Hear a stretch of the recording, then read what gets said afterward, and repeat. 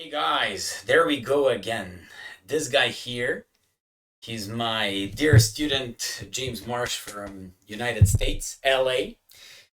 He came, believe it or not, from United States to play in Serbia pre-open tournaments, and he's currently my guest these 3 days. Uh, we're just having a nice time, but before all these things, let me just tell you something about him, and then he's going to introduce himself.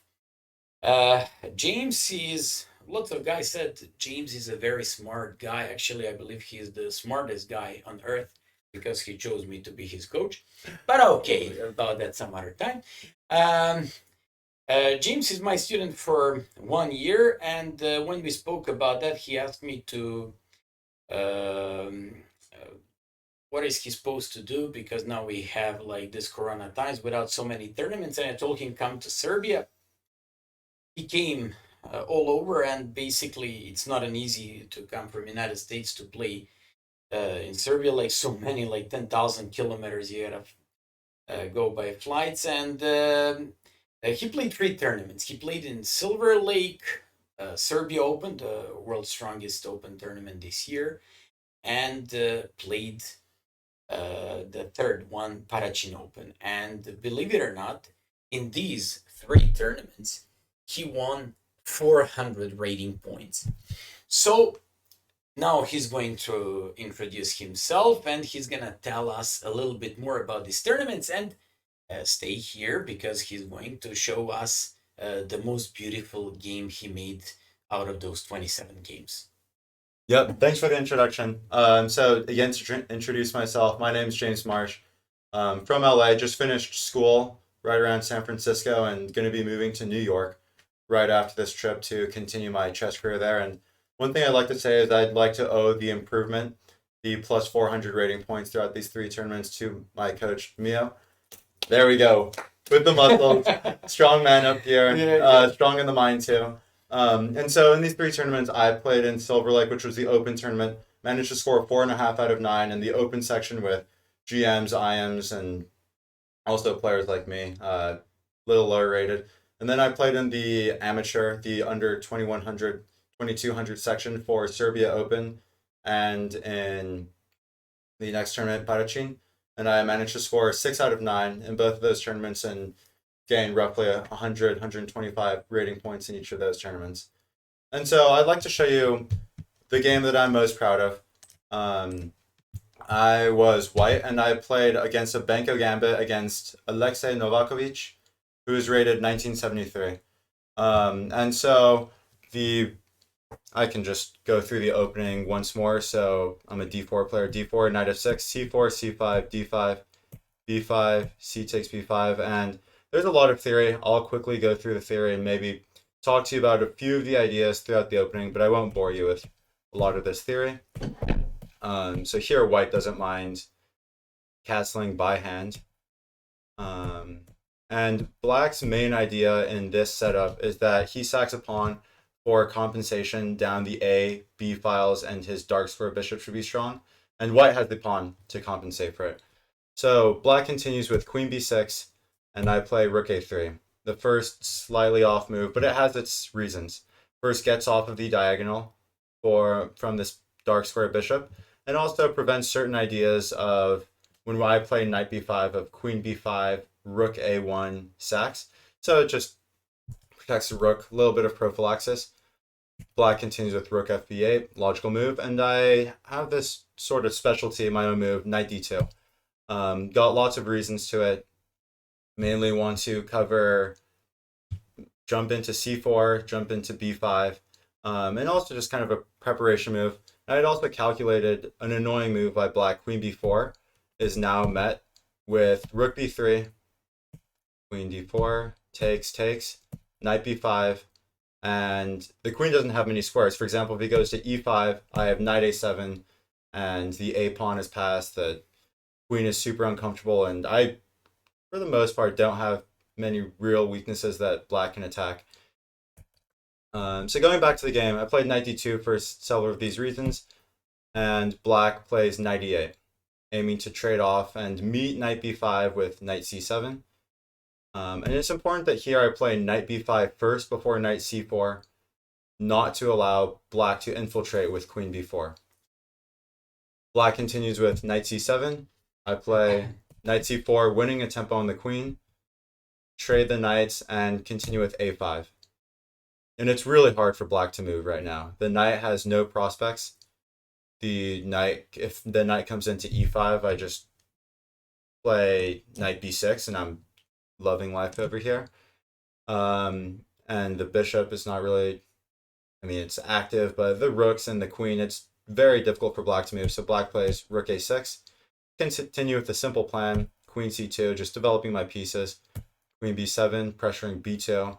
But I continue with bishop d2 anyways. And just if you're wondering, any bishop b2 is met by rook b1, and I should be winning the bishop. So black now realizes he's tried his little tricks.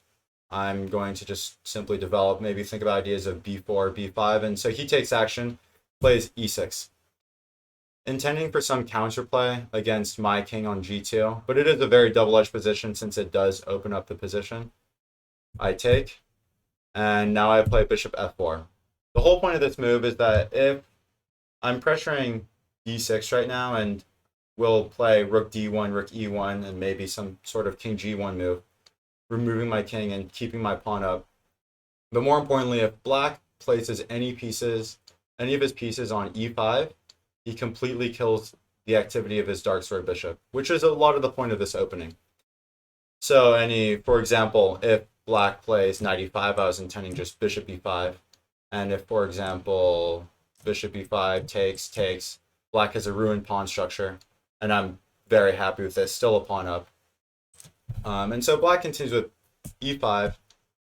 I play bishop c1. And the whole point of this maneuver, bishop f4, is that now black's minor pieces are dead. And all of his pawns are on dark squares right now.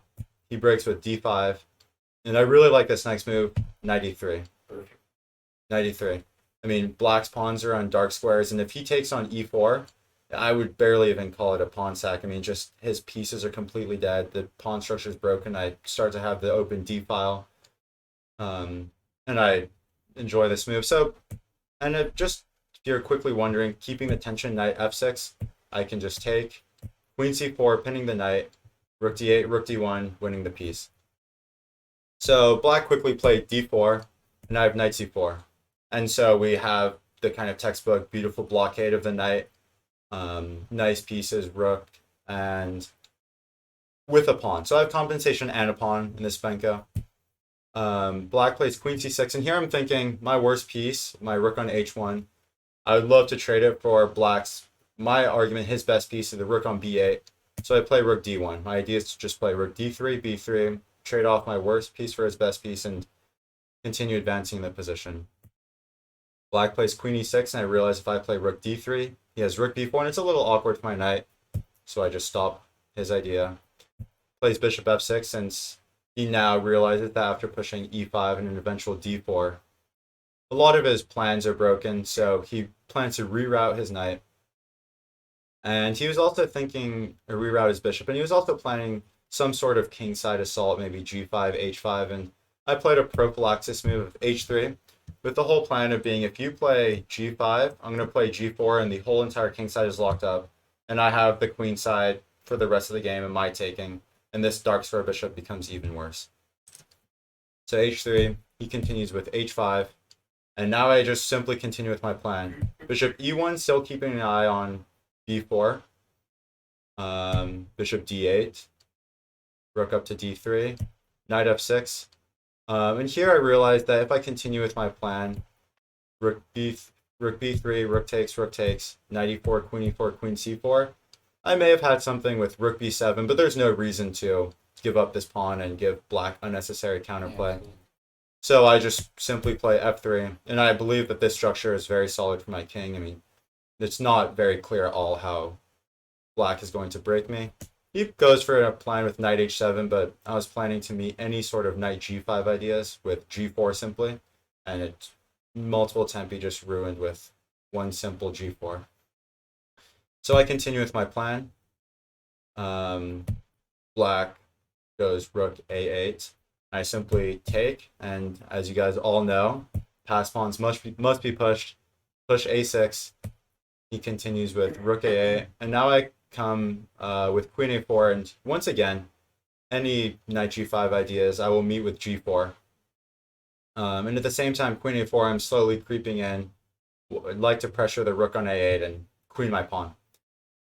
So he abandons this knight g5 idea and continues with knight f6. I play queen b5, hitting both the c5 pawn and threatening to come into b7 with my queen. He plays knight d7, covering c5. I play queen b7, rook b8, and I'm just wondering if you guys would see the move that I played here. I can give you guys 5 seconds or so. So, okay, if you've had enough time, queen d5 is definitely an option, trading queens and going into a better endgame. But I play queen takes b8, knight takes b8, a7. Now getting a queen, there's simply no way for black to stop me queening. And so now black plays bishop c7, the best move, defending the knight, not letting me queen while taking a piece. So I finally get my queen after sacking it for the rook. He takes on c4, and throughout this whole game, I'd realize if he ever takes on c4 and comes into e2, I will always have bishop f2, and he essentially has no counterplay. And I just had to convert this position. I played queen b7. Queen e2 is easily met by bishop f2. And d3 is black's last hope. d2, d1 queen. Sort of tried and copy me. Queen c8, king h7, take a piece, take another piece. He plays d2, hoping to queen, maybe looking a little scary. Except I have the nice queen h8, king g5, h4, checkmate with the pawn. And that was my game from Serbia Open.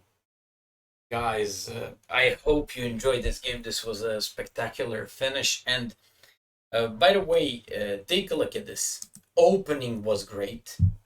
He even made that 92 move. Right after that, he played a great positional game throughout the middle game. And finally, like an amazing finish.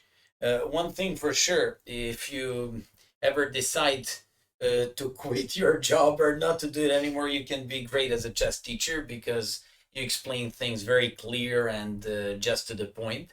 I like it so much. And just want to ask you, like, what's your current rating? My current rating is 1679. So Is that your current rating? it's not anymore. So with these past tournaments, I've gained points, and now I've just hit 2050. 2050, and there is one more tournament to go. Where do you actually intend to play in a couple of days? Yeah, so in about a week, I'll be in Crete, which is an island in Greece, and it's a tournament called FIDE. I hope I'm pronouncing it right. And I'll be playing an open tournament. So the funny thing is, I'll still have this 1679 rating, but over there, I'll be able to play and hopefully gain even more rating, add to this nice plus 400, and hopefully break 2100 there. A couple more things. Well, yeah, I'm pretty sure you're gonna break like, well, we just hope for 2200. How do you like Serbia? How do you like Serbian food? And how do you like Serbian girls? Of course, you had to ask. Yeah, so Serbia's been amazing. I've been here for a month now. The food's been really good. I've got to say, a lot of dairy, a lot of meat, but the soups have to be my absolute favorite here. The women, Coach Mio does not lie. They are beautiful. They are beautiful. And there's no other way to put it. And I've really enjoyed my time here. I really wish I could stay longer. I will be back. I will be back to hopefully play in these similar tournaments. The only roadblock is just I've got a job, which I'm happy for, but it does get in the way of chess, and Yeah. I definitely look forward to coming back. Well, thank you so much. And Thank we you. just owe our subscribers one more information. For how long have we been studying together? We have been studying together for 1 year, 3 months. A year and 3 months, not even year and a half. Well, guys, you know what to do. actually take your life savings and give them to me so I can make a good chess players. I'm joking. Thank you so much, James. Thank you for being my guest here. Thank you. Hopefully, I'm a good host. Absolutely. And guys, this was a complete surprise of 3 tournaments in Serbia, and this guy actually has proven everything what I ever believed in him. So congratulations and thank you so much. Yeah, also congrats on 10K subs. Massive. Hey, 10K, yeah, thank you so much. Okay, that was James Marsh, LA, United States, 1679, but very soon, I believe from 1st of August, almost 21 to 2200. Yeah, very excited. Thank you. Thanks. Bye-bye. Bye.